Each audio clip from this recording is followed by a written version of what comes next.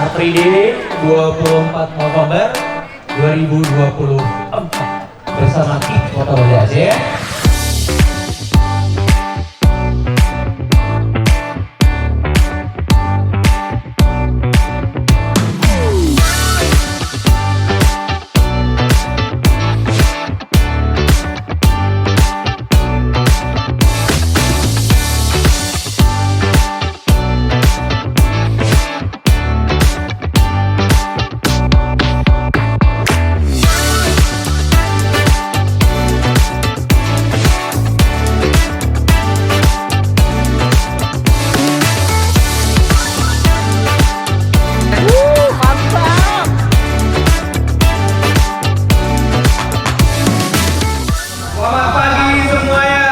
Hari ini kita laksanakan senam jantung sehat gembira. Siapan kita itu sudah siap 100% dengan perusahaan logistik. Dan juga perlu saya sampaikan kepada seluruh warga Kota Banda Aceh, ya, bahwa pembukaan TPS itu sekarang jam 8 pagi.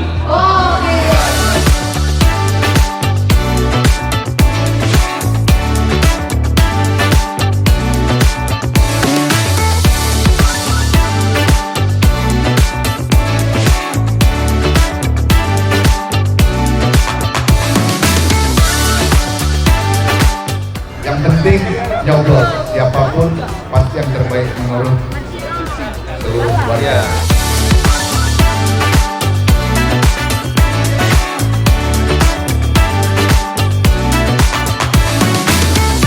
Rabu 27 November